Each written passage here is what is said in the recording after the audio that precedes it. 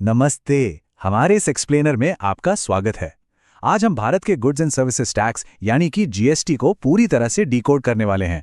अक्सर इसके अलग अलग नामों और नियमों को सुनकर थोड़ा कंफ्यूजन होता है, राइट? तो आज हम बहुत ही आसान भाषा में इन सारे मुश्किल लगने वाले शब्दों को समझेंगे और ये भी देखेंगे कि आखिर हमारे दिए गए टैक्स का पैसा एग्जैक्टली जाता कहाँ है। तो इस चर्चा को हम कैसे आगे बढ़ाएंगे, फटाफट आज का एजेंडा देख लेते हैं। पहला, जीएसटी का मतलब। दूसरा, जीएसटी से पहले की प्रॉब्लम। तीसरा, एक ही राज्य के भीतर व्यापार। चौथा, राज्यों के बीच व्यापार। और पांचवा, केंद्र शासित प्रदेशों में टैक्स। चलिए सीधे पहले सेक्शन से शुरुआत करते हैं। जीएसटी का असल मतलब क्या है? देखिए, इस पूरे सिस्टम को समझने के लिए हमें सबसे पहले गुड्स और सर्विसेज का फर्क समझना होगा। गुड्स यानी वो फिजिकल चीजें जिन्हें हम छू सकते हैं, जैसे कपड़े, जूते या कोई भी सामान। और दूसरी तरफ हैं सर्विसेज यानी अमूर्त सेवाएं जो हमें मिलती हैं, जैसे स्कूलों में एजुकेशन या अस्पतालों में इलाज। जीएसटी इन दोनों ही चीजों पर लागू होता है, मतलब ये पूरे के पूरे व्यापारिक ढांचे को कवर करता है। और हाँ, 1 जुलाई 2017 की वो तारीख तो याद रखना बहुत जरूरी है। ये कोई आम दिन नहीं था, बल्कि हमारे देश के टैक्स इतिहास का एक बहुत बड़ा गेम चेंजर था। इसी दिन देश भर में लेन देन के तरीके को पूरी तरह से बदलकर इस नई टैक्स व्यवस्था को लागू किया गया था। अब आते हैं अपने दूसरे सेक्शन पर। जीएसटी से पहले आखिर दिक्कत क्या थी? इसे लाना इतना जरूरी क्यों हो गया था? जरा इस नंबर 17 पर गौर कीजिए। ये कोई छोटा मोटा नंबर नहीं है। ये उन 17 अलग अलग इनडायरेक्ट टैक्सेस को दिखाता है जिनका भारी भरकम बोझ पहले बिजनेसमैन को उठाना पड़ता था। मतलब जीएसटी से पहले custom duty, excise duty, sales tax, service tax, VAT, पूरी की पूरी एक लिस्ट थी। किसी भी व्यापारी के लिए इतने सारे अलग अलग नियमों के बीच काम करना सच में किसी भूल भुलैया से कम नहीं था। इसे एक रियल लाइफ उदाहरण से समझते हैं। आज भी पेट्रोल पर जीएसटी नहीं लगता, और इसीलिए आप देखते होंगे कि अलग अलग राज्यों में इसके दाम कितने अलग होते हैं। जैसे राजस्थान और दिल्ली के रेट्स में काफी फर्क है। जीएसटी से पहले लगभग हर चीज के साथ यही होता था, लेकिन अब जो चीजें जीएसटी के अंदर आती हैं उन पर पूरे देश में एक ही रेट से टैक्स लगता है, चाहे आप किसी भी राज्य में हो। खैर, अब आगे बढ़ते हैं सेक्शन 3 की तरफ और देखते हैं कि ये नियम एक ही राज्य के अंदर कैसे काम करते हैं। चलिए एक सिनारियो इमेजिन करते हैं।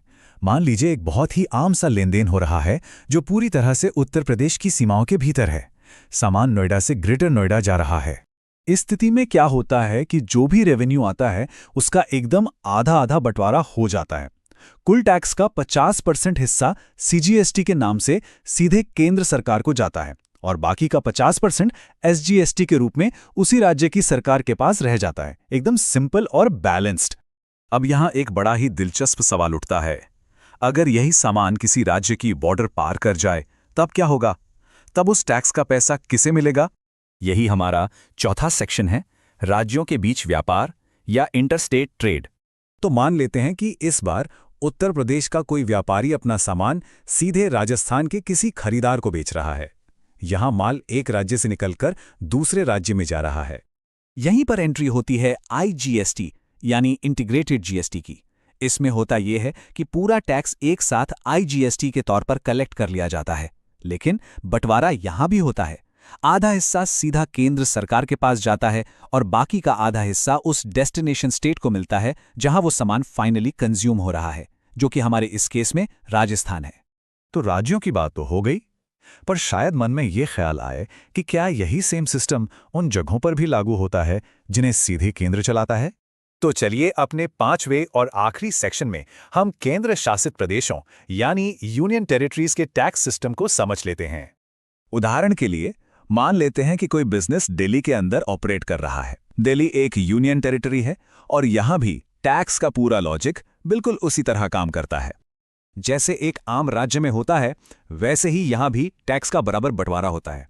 आधा हिस्सा हमेशा की तरह सीजीएसटी बनकर केंद्र के पास चला जाता है, लेकिन जो लोकल आधा हिस्सा है उसे हम एसजीएसटी की जगह यूटीजीएसटी कहते हैं, जो कि सीधे उस यूनियन टेरिटरी के प्रशासन के पास चला जाता है। तो अगर इन सारी बातों को एक साथ समेटना हो तो ये टेबल एक परफेक्ट चीट शीट का काम करती है।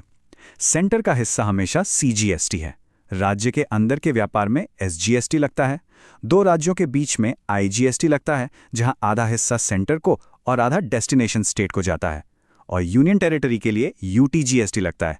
सिंपल है ना? तो इस एक्सप्लेनर के जरिए हमने जीएसटी के इस पूरे ज्योग्राफिक मैकेनिज्म को तो अच्छे से डिकोड कर लिया है। हमने समझ लिया कि टैक्स का पैसा कहाँ जाता है, लेकिन जाते जाते एक सोचने वाली बात छोड़ जाते हैं। अलग अलग प्रोडक्ट्स पर लगने वाले ये जो अलग अलग टैक्स स्लैब्स या परसेंटेज हैं, वो हमारी रोज़मर्रा की खरीदारी को असल में कैसे इम्पैक्ट करते हैं। ये एक ऐसा सवाल है जो टैक्सेशन की दुनिया को और भी गहराई से समझने के लिए हमें प्रेरित करता है।